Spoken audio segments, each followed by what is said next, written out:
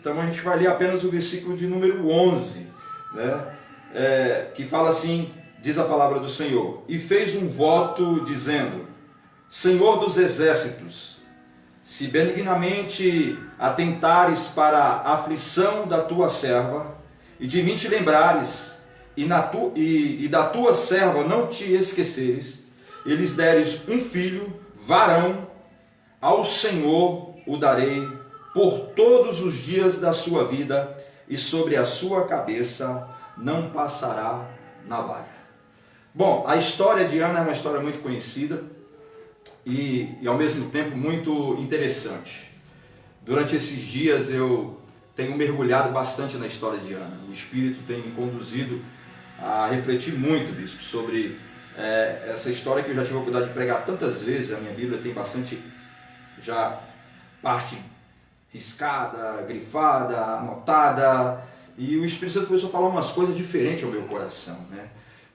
E antes de qualquer coisa eu quero poder ativar em você nesta noite aquele sentimento que muitas vezes predominava no coração dos hebreus, dos judeus, em tempos de dificuldade, em tempos de aflição, em tempos de situações desesperadoras que não tinham o que fazer.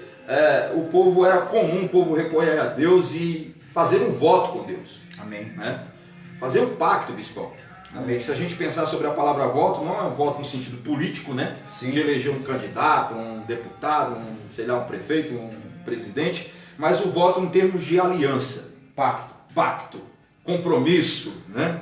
E a gente pode dizer então que, olhando para a palavra, o retrospecto da palavra, toda vez que o povo entrava num momento difícil, Deus convidava o povo a fazer pactos. Isso. Eu acredito que até a expectativa de Deus era muito grande em torno disso, né? Vamos ver o que eles vão fazer, né? E a história de Ana é muito interessante porque, como a gente estava confabulando anteriormente, segundo os teólogos, aproximadamente aí 20 anos ela teve de um processo, né? De subir com o seu esposo para adorar, para sacrificar, e diante daquela situação, ela não podendo conceber, ela não podendo gerar filhos e vivendo aquela situação dentro de casa, imaginando no templo adorando, sim, diante de um Deus que tudo pode, né? E com um problema sério, ela tinha uma dificuldade. Eu descobri, bispo, que Ana tinha tudo. Tinha tudo. Ana tinha um bom marido. Tinha. Ana era honrado por este marido, porque a Bíblia diz que quando ele dava porção aos filhos, a Penina, a Ana ele dava porção dobrada. Excelente. E ele tinha um cuidado com ela, rapaz, porque num dado momento ele percebeu que ela estava triste, que ela não estava comendo. Então isso quer dizer que ele observava ela, tamanha dificuldade que a Ana estava tendo naquele dia, e o Cana fala assim para ela assim: que tens? Por que não come, né? E pergunta para ela: não sou eu para você melhor do que 10 filhos, né?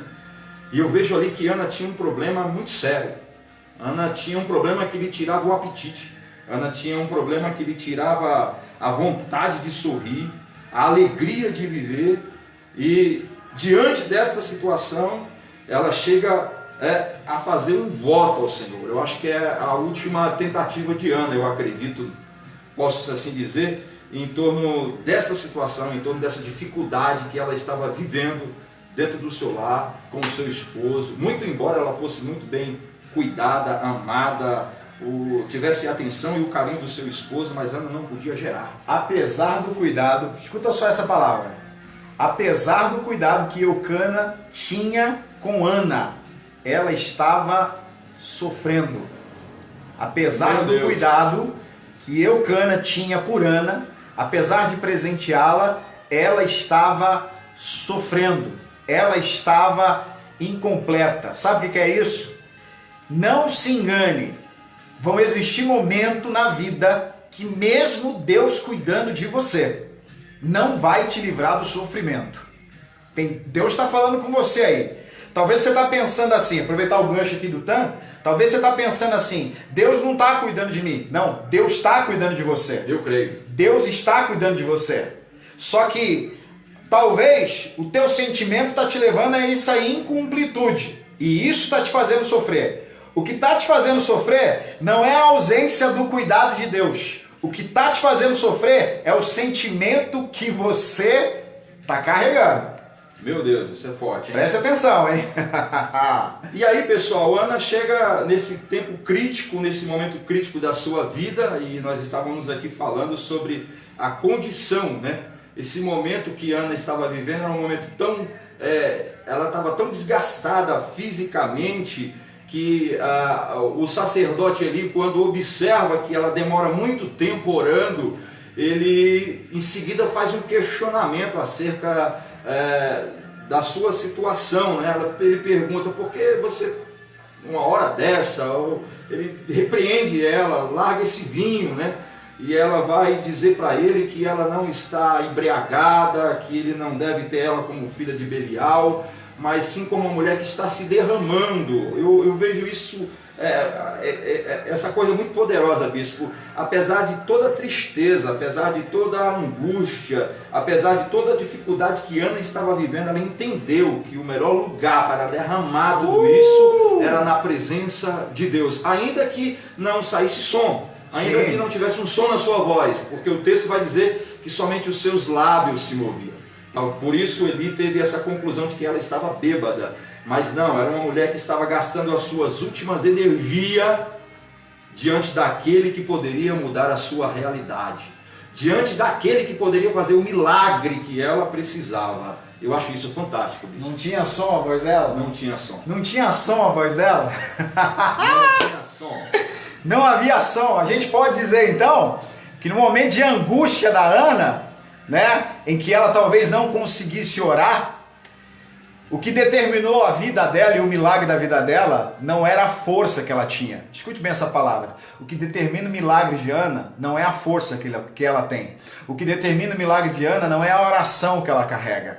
O que determina o milagre de Ana não é a adoração em si. Mas o que determina o milagre de Ana é o lugar que ela decidiu estar no tempo da angústia. Meu Deus! O lugar que você decidiu estar no tempo da angústia. O que determina milagre na tua vida é o lugar, e o Pai está na live, é o lugar que você decidiu estar no tempo da angústia. E talvez a pergunta que Deus está fazendo para você nessa noite, porque você está chorando, está se descabelando, você está buscando isso, está buscando aquilo, e o Espírito Santo está falando para você: olha, eu só quero saber qual é o lugar que você decidiu estar no tempo da tua angústia. Meu Deus do céu. E aí, bispo, meu Deus, ela quando está lá diante do Senhor, ela então resolve brilhantemente ter uma ideia: vou fazer um voto com Deus. Então o que nós sabemos do conteúdo da oração de Ana é esse do versículo de número 11, em que ela faz um voto e ela diz para o Senhor: se o Senhor se lembrar de mim, se o Senhor me der um filho, e olha que detalhe, eu quero um varão. Ela especificou, foi específico. Ela foi, na sua oração, ela foi muito clara diante de Deus: eu quero um filho, e eu quero um filho homem. Isso aí. Se o Senhor me der este filho, eu o darei para ti. Olha que coisa interessante, bispo. Ana queria ter um filho. Ela, com certeza, imaginava ter um filho para ela. Mas diante do voto, e aí eu quero falar sobre o voto que produz desafio. O voto que faz com que eu me comprometa com Deus em dar uma resposta para Ele. E eu estava agora há pouco falando com o bispo que aliança, voto que nós fazemos com Deus, que o reino não é beneficiado, não é voto válido. Deus não aceita esse voto. Eu estava falando com o bispo que Deus tinha um problema, Ana tinha um problema. Olha o que Deus faz, queridos. Deus pega o meu problema, Deus pega o teu problema e junta com o problema dele e resolve os dois problemas ao mesmo tempo. Qual era o problema de Ana? Ela precisava ter um filho, ela queria ter um filho, e Deus tinha um problema no sacerdócio em Israel. O sacerdócio era irrecuperável, estava perdido. Deus olha para aquela mulher orando, bispo, e diz: ela está pedindo o quê? Ela está pedindo um varão. Eu preciso de um sacerdote. Então a Bíblia diz que Deus aceita o pacto, o voto de Ana, e concede a ela esta bênção, este milagre. E eu vejo, irmãos, que qualquer bênção, qualquer milagre que Deus realiza em nossas vidas é para abastecer o reino dele. Aleluia. Para mim, eu acredito que de fato uma bênção, bispão, ela só é de Deus. A bênção só é de Deus na minha vida, na sua vida, quando ela se estende para os meus irmãos, para o reino, para a igreja, quando outras pessoas são beneficiadas. E aí, Ana volta para sua casa depois de adorar e ela coabitou com seu esposo e ela engravida, e eu gosto muito dessa palavra, lembrou-se. Não é porque Deus se esquece. É só para a gente entender que existe um tempo para todas as coisas. É boa essa palavra. Escuta bem uma coisa. Olha só o que o Tan falou aqui. Ela está na igreja. Ela está fazendo voto. Ela está na igreja. Ela está orando. Só que ela está em casa. Ela está sentindo prazer. Porque quando ela chega em casa, ela vai se deitar, vai coabitar com o esposo. Escuta uma coisa. E eu não quero falar disso hoje, que eu quero falar sobre ansiedade no domingo. Mas você precisa determinar bem os ambientes da tua vida. Isso vai te ajudar a se mover em fé. Ana, quando chega em casa, não vai chorar, não vai se lamentar, não vai deixar de viver a vida do lata. Exatamente. Ela entende que o lugar do choro é na presença de Deus, lá na igreja, junto ao sacerdote. Mas quando ela chega em casa, ela vai viver aquilo que a casa oferece a ela. Aleluia. Você precisa entender isso na tua vida, e isso vai comunicar no teu coração sobre saúde de vida, qualidade de vida. Em casa você vive o prazer que a casa te oferece. Às vezes você está dentro de casa, tem esposo, tem filhos, e ao invés de você se nutrir da tua família, ao invés de você se nutrir do teu esposo e dos teus filhos, você está se nutrindo dos problemas que ficaram na empresa, dos problemas que ficaram lá fora. Agora olha a inteligência de Ana, porque às vezes a gente quer viver o milagre, mas a gente não entende os ambientes que a gente está andando. Se você não entender qual é o momento de chorar, qual é o momento de semear e qual é o momento de colher, você nunca vai viver o milagre. Tem gente que não vive o milagre porque não entende o tempo das coisas. A Ana entendeu. Agora, lá no templo, é tempo de chorar. É tempo de pedir milagre a Deus. É tempo de orar. Mas quando ela chega em casa, é tempo de amar. É tempo de ter prazer. Escuta bem uma palavra. É tempo de ser esposa. Ana está sem filhos. Ana está angustiada ainda. Mas ela não se priva do prazer do marido. Preste bem atenção nessa palavra. E eu quero transportar isso de forma tipológica entre a relação de Ana e o marido e a relação tua com o teu noivo, que é Jesus. Porque às vezes você está angustiado e você não quer ter prazer com o noivo. Ai, meu Deus, meu Deus. Às vezes você deixa a tristeza roubar o prazer do noivo na tua vida. Ei! Eu e o Tan aqui tá para dizer nessa noite que não importa a angústia que você está vivendo, o noivo manda dizer nessa noite que ele quer ter prazer contigo. Ah, meu Deus! É forte. O noivo quer ter prazer com você, cara. Às vezes você quer que o noivo te tire da angústia, quer que ele te tire da tristeza, mas você parou de ter prazer com o noivo. Meu Deus. Você fica olhando para a tua necessidade, mas você precisa entender. E quando a gente fala aqui que Deus tinha um problema, a gente está falando entre aspas, tá? Antes que os teólogos aí se levantam e falam, Deus não tem problema. Não, não tem. Deus não tem necessidade. Mas a gente está falando de forma que você entenda. Entenda uma coisa, você está num tempo de angústia, mas se tem uma coisa que Jesus quer ter com você é prazer. E Jesus não quer saber se você está triste, se você está angustiado. Ana entendeu isso, cara. Ela saiu do templo, já tinha orado a Deus. E o Eucana, quando chegou em casa, ele pensou, eu quero ter prazer com você. Ela, tudo bem, vamos ter prazer. Eu estou angustiada, eu estou amargurada, eu estou sofrendo. Mas se o noivo quer ter prazer com você, cara. Meu Deus. E eu comecei a gritar aqui. Se o noivo quer ter prazer com você, você não pode negar o prazer que o noivo quer ter com você. Em nome de Jesus, você precisa entender isso. Eita, o pessoal está pedindo para estender a live. A gente está num tempo que a gente permitiu, me desculpa Tan, falar aqui, mas a gente está fazendo o quê? A gente pegou a nossa tristeza, a gente pegou a nossa angústia e a gente se esquece que o noivo quer ter prazer com a igreja. Você precisa entender essa palavra nessa noite. Você está choramingando, você está entristecido, você está amargurado, mas você deixou de olhar a necessidade do teu noivo. Meu Deus. Aí é demais. Deixamos de olhar a necessidade do noivo, tá?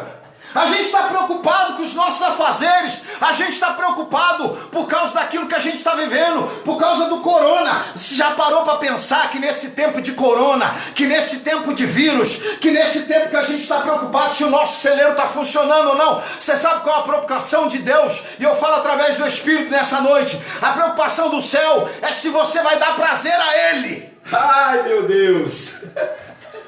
Porque a vida de casado é assim. Tem dia que a esposa não está bem, que ela trabalhou a noite inteira, que ela teve o desgaste do lar com os filhos, mas o noivo, o marido, quando chega em casa, o que ele quer? Prazer. Ele quer prazer. Ele quer intimidade. Não deixe que a angústia, que a tristeza, que o sofrimento prive você de dar prazer ao noivo. Aleluia! Fala. Bom, sabe o que é fantástico? É que Ana, pelo amor de Deus, Ana nos ensina demais. Ana era tão sábia, tão inteligente que ela sabia separar tudo. Essa mulher nunca deixou de adorar, essa mulher nunca deixou de sacrificar, essa mulher nunca deixou de ser esposa, ela nunca deixou de ter prazer em Deus, nas coisas de Deus, e nunca deixou de ter prazer no seu lar, com a sua família, com o seu esposo. É desse jeito. Eu acho isso fantástico, bispão. E eu acredito que quando você faz essa comparação, você traz esse ponto espiritual. Quantos irmãos nossos já perderam o prazer de sentir prazer com o noivo, de estar com o noivo, de gastar tempo com o noivo. E eu acredito que o noivo está à espera da disposição desta noiva, porque o prazer é mútuo, ele dá prazer, ele recebe prazer, ambos se alegram, se realizam e Ana gera. Ana gera. Meu Deus do céu. Bispão, eu estava pensando em casa, cara. Ana, ela não só queria um filho, cara. Ela queria gerar algo para o reino. É isso aí. Nós estamos vivendo tempos em que as pessoas querem bênçãos e milagres para si. Elas não entendem que o seu milagre e as suas bênçãos são para abastecer o reino. Quando nós falamos aí, os teólogos de plantão depois vão cair matando na gente, mas é só força de expressão. Deus tinha um problema, a casa de Eli estava bagunçada, Deus já tinha tentado consertar, arrumar a coisa, não resolveu. Ana chega diante de Deus, faz um voto, eu quero um filho varão, e ele será teu, eu vou te dar, me dá só o tempo de desmamá-lo, e é teu, e faz da vida dele o que o Senhor quiser. E eu vejo ali, irmãos, Deus fazendo um pacto com Ana, dizendo: eu vou te abençoar, você vai abençoar o reino, eu vou te dar prazer e você vai me dar prazer também, bispo. Amém. Essa palavra está queimando. Isso é forte demais. Está queimando. E aí, bispo, eu vejo Ana com o coração sedento para frutificar no reino. Frutificar para o reino. Quantos irmãos nossos perderam essa aptidão, essa vontade, esse desejo de gerar frutos para o reino? Perdemos. De buscar em Deus o que eu posso dar, o que eu posso fornecer. E Deus é tão fantástico. Sabe o que eu vejo nessa palavra? Quando eu não posso dar nada para o reino, Deus deposita em mim para que eu tenha recursos para dar para o reino. Ana não tinha como dar. Não. Ana por si só não tinha como dar nada para o reino. Mas Deus disse: eu te dou, para você me dar. Olha só que palavra é essa, poderosa. Talvez você está aí hoje aí falando: eu não tenho nada. Eu não tenho nada. A palavra profética dessa noite é que Deus vai te dar só para você devolver. Deus vai te dar só para você devolver. É o que o Tan está falando aqui. A Ana não tinha. Volta a isso. E ela fez o voto quando ela não tinha nada. Ela olhou para o futuro. E ela olhou para o futuro e visualizou. E falou: olha, aquilo que eu não tenho, Senhor, se tu me der, eu estou disposto a te devolver. Não, estamos muito atenados. A minha cola, a palavra profética te projeta para o futuro. Ah, meu Deus do céu. Ana recebeu a palavra profética dos lábios de Eli, bispão. Quando ela fez essa oração, que ela fez o voto, que acertou toda aquela questão com Eli, ele liberou uma palavra sobre a vida dela. E nós queremos liberar uma palavra de Deus sobre a tua vida. Palavra sobre a tua vida. Amém? Em nome de Jesus, Deus vai conceder o desejo do teu coração. Você que está aí desejando, essa palavra está queimando no seu coração. Em nome de Jesus. Você diz: eu não tenho nada, eu não tenho capacidade, eu não tenho recurso. Deus vai Recebe gerar aí esse recurso na tua vida. Aleluia. E você vai ser um abençoador do reino. Aleluia. Os teus frutos vão abastecer o reino. Aleluia. E eu digo mais: o teu fruto será de qualidade, porque Samuel não era qualquer um não. A Bíblia vai dizer que Deus confirmou a palavra dele na boca de Samuel. Não caiu uma palavra por terra. Tudo que Samuel falava, Deus assinava embaixo. Deixa eu te falar uma coisa: Samuel tornou-se referência a Israel, porque Samuel foi um presente de Deus para Ana e um presente de Ana para Deus. Meu Deus, bicho. Se presentearam mutuamente, né? Você é doido, rapaz. Olha, é interessante essa palavra, porque a Ana está vivendo tudo isso em tempo de dores. Está doendo a alma dela. E o que gera Samuel é a dor dela. Outra pergunta para a tua vida. O que as tuas dores estão gerando? A gente quer frutificar, tá? Mas a gente pensa que é sem dor. É. A mulher quando E vai não, dar a não. luz, como é que é? É a partir das dores. A partir das dores. A gente está aqui como voz profética na tua vida. Eu quero profetizar que as dores da tua vida vão se tornar em frutos preciosos no reino de Deus. As aleluia. dores da tua vida vão gerar frutos poderosos na presença de Deus. Então, é tudo uma questão do significado que você dá às suas dores nessa noite. Deus quer que você ressignifique as dores que você sente e você olhe para essas dores como a mulher que está à beira de dar a luz. Ela está sentindo dor, mas ela sabe que após essa dor, ela vai gerar um fruto para a vida. E essa é uma palavra profética. A palavra está queimando para falar uma palavra aqui que... Diga aí. Rapaz, a palavra profética, Deus vai falar com algumas pessoas aqui especificamente. A palavra profética, ela não só nos projeta para o futuro, mas ela tem poder de ação imediata nas nossas vidas. Ana é um exemplo disso, bispo. Eli percebeu o quadro em que ela estava e não entendeu. Diferente do seu esposo, Eucana entendeu o estado dela. Eucana tinha cuidado com ela, atenção com ela. Eucana, quando diz para ela assim, por que você está triste, é porque ele já estava observando ela há um tempo. Sim. Por que você não come? Sim. A porção de Ana era dobrada, era melhor. Ela tinha toda uma atenção do seu marido, mas contanto ela estava ainda com o seu semblante triste. A Bíblia diz que ela vai para o altar, ela demora a orar triste, amargurada, bispo. Mas quando, olha o versículo de número 18, capítulo 1, olha o que diz esse versículo. E disse ela, ache a tua serva a mercê diante de ti. Assim a mulher se foi seu caminho e comeu, e o seu semblante já não era triste. Eu quero derramar essa palavra sobre a tua vida. Você que está com um semblante triste, você que está angustiado nesse momento, a palavra profética sobre a tua vida vai começar a fazer efeito agora. O sorriso vai voltar para o teu rosto. O livro de Provérbios diz que a alegria do rosto, a alegria do coração formoseia o rosto. O rosto é um meio de comunicação. Aqueles que viam você triste, cabisbaixo, vão ver um rosto diferente. Aleluia. Um rosto de quem recebeu uma palavra profética. E eu declaro sobre a tua vida, a tua face, o teu rosto sendo transformado. E eu acredito nisso, meu Deus do céu. Ana sai daquele ambiente, ela diz, eu não estou vendo nada acontecer, mas o meu ambiente vai mudar. O meu semblante está comunicando para as pessoas, eu estou diferente, eu estou vivendo um tempo diferente, porque ela estava debaixo de uma palavra profética. E eu profetizo sobre a tua vida uma ação imediata. Agora, a palavra profética mudando o teu semblante, a palavra profética abrindo o teu apetite, trazendo para você de novo a vontade de comer, porque comendo você vai se fortalecer fisicamente e você vai estar preparado para gerar, porque o bispo acabou de falar, não tem como gerar sem dor. E se você for estar fraco na hora de gerar, você vai morrer. Então é isso que Deus tem para a tua vida. Sabe o que é bom, Tam, que você está falando aí? Meu Deus. Me faz lembrar de um texto, e eu tinha até separado aqui para falar disso. Olha como se encaixa. Olha só, a Ana melhorou o semblante, mas ela não melhorou o semblante porque já havia dado à luz a um filho. Verdade. O milagre ainda não havia acontecido, mas ela melhorou o semblante e comeu. Preste atenção numa coisa. Reflexo da palavra imediato. Reflexo da palavra. Lucas capítulo 17 vai acontecer a mesma coisa. Deus encontra 10 leprosos no meio do caminho e eles vêm até o Senhor clamando.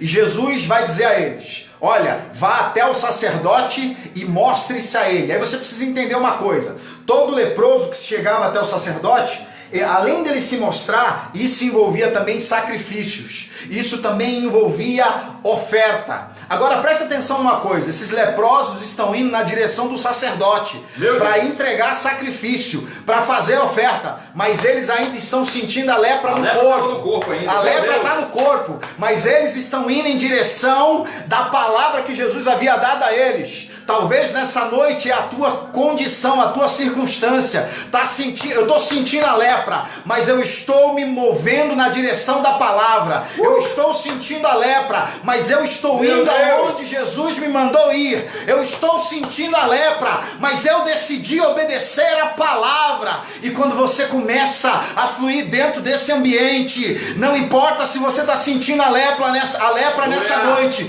o que importa é que você tem uma palavra, e essa palavra Ei, profética já saiu daqui, já está sendo liberada na tua vida. Eu creio. O problema às vezes, tá, é que a gente permite que as dores e as crises venham anular o propósito de Deus na nossa vida. A gente anula, verdade, e aí você entra em ambientes, você começa a viver coisas que você não entende. Você precisa entender uma coisa: vai haver momentos na tua vida que Deus vai reter algumas coisas na tua vida para que você alcance objetivos. Meu Deus. Ana está sendo retida porque existe um objetivo divino. Separe duas coisas na tua vida: milagre e objetivo. Milagre e propósito. Separe. Sabe por quê? Deus tira um povo do Egito. E Deus tem um objetivo, um destino para esse povo, tá? E qual é o destino? Canaã. Propósito de Deus não é ficar fazendo milagre no deserto. Verdade. Propósito de Deus é colocar eles na terra. Agora, presta atenção numa coisa: tem um povo que está atravessando o Mar Vermelho, mas não vai chegar em Canaã.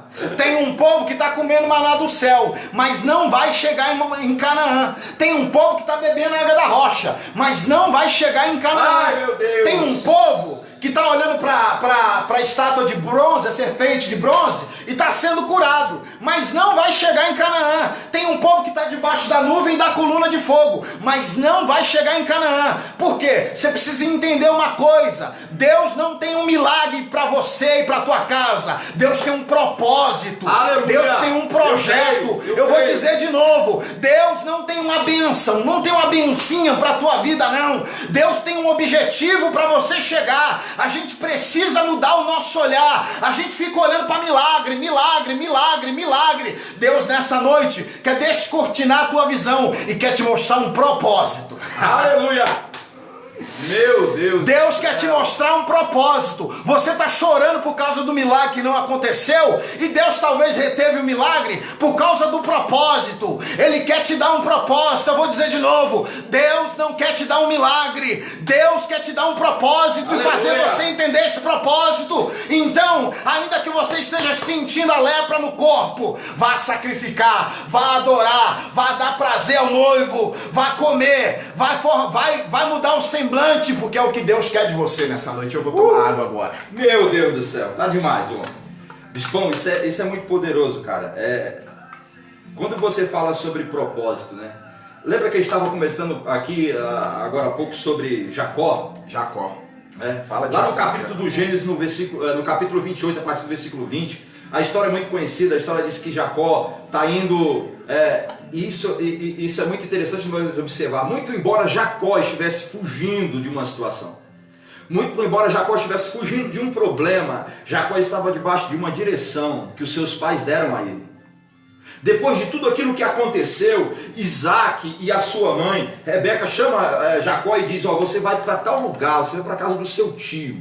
E ele se direciona para lá. Propósito, bicho. Propósito. E nenhum propósito ele tem resultados positivos se não for debaixo de obediência. Isso mesmo. E aí a Bíblia diz que Jacó, no meio do caminho, ele tem uma visão, ele tem lá um sonho, e aí ele recebe uma revelação lá e tal, e ele faz um voto com Deus. Meu Deus do céu. Olha o voto aí. Olha o voto do cara. Ele faz um voto assim: Senhor, eu estou debaixo de uma orientação dos meus pais, estou debaixo de um propósito que meus pais estabeleceram para a minha vida, e eu me rendo, eu quero obedecer a esse propósito. Chegar na casa do meu tio Labão.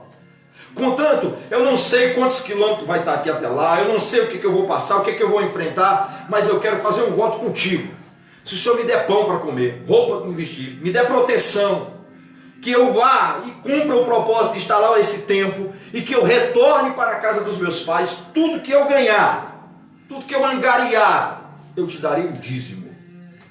É o voto. Eu acho isso fantástico, bispo. É o voto. Porque qual era o voto de Ana? O Senhor me abençoa e eu te devolvo. Sabe qual é o princípio de... O voto é uma coisa muito interessante. Deus dá a Ana... Eu fico imaginando, bispo, vamos aqui conjecturar, pode? Vamos lá, pode. Vamos lá. Eu fico imaginando Deus dizendo assim: o que ela mais quer na vida é um filho. E o voto dela, ela me pede um filho. Ela disse que vai me dar. Será que Deus... vamos pensar no âmbito humano. Não correria o risco de dar a ela um filho e ela dizer: não posso te devolver? Sim. Porque qual é a certeza que eu terei outros filhos?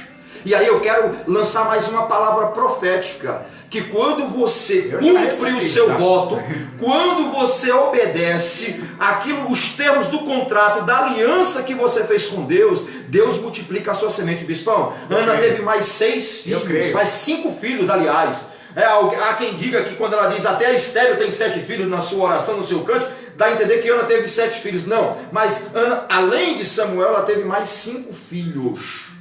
Está escrito no texto. Deus vai te dar além daquilo que você pedir. Meu Deus. Efésios capítulo 3, versículo 20. Aquele que é poderoso para fazer infinitamente mais, além daquilo que nós pedimos ou pensamos. Eu gosto dessa palavra porque quando a gente olha para Malaquias capítulo 3, versículo 10, a gente vê algo similar a isso. E eu sempre me nutro com essa palavra. Lá Malaquias 3, 10, a gente usa aí. A gente usa aí só para o dízimo e oferta, mas a palavra diz assim: olha, trazei os 10% para a casa do Senhor. Deus, quando te pede algo, ele estabelece limites, valores e tempo. Mas agora, quando a Bíblia vai falar em relação a Deus, a mim, o texto vai dizer: eu levo 10%, mas Deus me dá bênção sem medidas. Toda vez que você faz um voto com Deus, você precisa entender isso. Deus, ele vai te dar além, sabe por quê? Por causa da misericórdia. Eu creio. Ana queria um filho, recebeu 6, né, Tá? Mais 5, além de Samuel. 6 ao todo. Pediu um filho e recebeu 6. Nós queremos profetizar na tua vida. Não tenha medo de entregar nada para Deus. Não tenha medo de entregar nada para Deus. Nem o seu tempo, nem a sua vida, nem o seu dom. Não tenha medo. Aquilo que você entregar ao Senhor, Deus vai te dar, além daquilo que você pensa, além daquilo que você pede. Eu gosto quando Paulo fala em Filipenses, se eu não estou enganado: o meu Deus, segundo a tua misericórdia, irá suprir, segundo o seu poder e graça, irá suprir todas as vossas necessidades. Paulo está falando para uma igreja, acho que é Gálatas, eu não vou lembrar agora, que abençoou o apóstolo Paulo com pouco. Deu pouco a Paulo. Deu aquilo que estava ao alcance dele.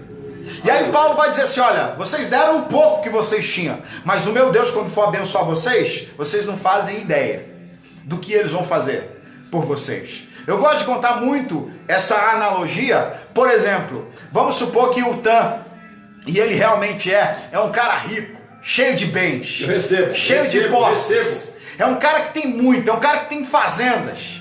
E aí o Tan vem na minha casa, aqui em Guarulhos, lá no Jardim Adriana, lugar modesto, aquela coisa toda. E aí vamos supor que eu mal tenho um chuveiro lá pro Tan tomar banho, que eu mal tenho uma mesa pro Tan se sentar. Vamos supor que ele come farinha, e ele gosta de farinha, lá do Ceará. Farinha com ovo a minha mesa. É o que eu tenho para oferecer a ele. Eu tô dando a ele o meu melhor. E aí o tempo passa, aí o Tan fala assim: eu vou te retribuir, mas eu vou te retribuir à minha maneira. Preste atenção nessa palavra. E aí o Tan, ao invés de me dar a farinha e o ovo, ele me leva para a casa dele. E lá na casa dele, o chuveiro dele não é igual ao meu, é diferente. A mesa dele não é igual à minha, é diferente. A comida dele, o cardápio, não é igual ao meu, é diferente. Deus é do mesmo jeito. Você leva Deus no teu ambiente e você dá a Ele aquilo que você tem. Você dá a Ele aquilo que você tem dentro do teu ambiente e dentro das tuas condições. Aí Deus te pega, te leva no ambiente dele, te leva na sala do tesouro dele, porque para Deus não importam os valores, para Deus o que importa é a ação de doar. Deus não contabiliza valores, Deus contabiliza a atitude. Aí Deus fala assim: lembra daquilo que você fez por mim dentro do teu ambiente? Lembra daquilo que você me entregou dentro das tuas condições? Pois agora eu vou te levar no meu ambiente, agora eu vou te revelar as minhas condições, e eu vou fazer o mesmo por você. Eu creio. Deus é poderoso, bispão. Aí Jacó faz um voto com Deus e segue o seu caminho. Talvez seja por isso que a gente entenda um pouco da maneira com que ele foi bem sucedido em todas as áreas da sua vida. E a Bíblia diz que o cara é abençoado. Labão, o seu tio, tentando mantê-lo no seu convívio, diz: não vai embora, cara, porque desde que você chegou aqui, a minha casa não é mais a mesma. A bênção não é só para nós, né? É para todo mundo que está à nossa volta. Labão, mesmo tendo o seu comportamento e o seu muito duvidoso, né? A casa de Labão foi abençoada através da vida de Jacó, que um dia fez um voto com Deus. Sabe o que é glorioso, poderoso nisso, quando você fala que Deus dá além? Jacó volta rico, cara. Jacó prospera. Como diz o nordestino, Jacó saiu com a mão na frente e outra atrás. Saiu cheio, E abastecido. o cara volta abastecido. E o cara volta com o cumprimento do voto que ele fez na presença de Deus. E eu quero derramar uma última palavra profética sobre a tua vida. Amém. O voto que Ana fez com Deus fez nascer alegria no coração de Ana. Eu profetizo nesta noite a alegria de Deus nascendo no teu coração. O nascimento de Samuel, muito antes dele acontecer, a alegria já estava no coração de Ana. Eu Amém. profetizo em nome de Jesus que antes que você venha tomar em suas mãos o milagre, o Amém. resultado deste voto glorioso, e eu desafio, irmãos, eu desafio o povo de Deus a fazer voto desse tipo presente. Amém. Não voto para que eu enriqueça, não voto para que eu tenha, não tenha necessidade, um voto que de fato traga sobre a minha vida um milagre que Amém. vai repercutir no mundo espiritual, que vai abençoar a igreja, que vai abençoar o reino de Deus. E eu profetizo em nome de Jesus sobre a tua vida. A alegria de Deus nasce no teu coração hoje, a alegria de gerar, Amém. a alegria de frutificar para o reino sobre a tua vida em nome de Jesus. Deus abençoe. Cadê o pessoal aí que sabe que tem que entregar alguma coisa para Deus? Cadê você? Que Eita. sabe que tem que entregar alguma coisa para Deus e está segurando isso. É. Você que sabe que Deus quer algo de você, mas você tem medo.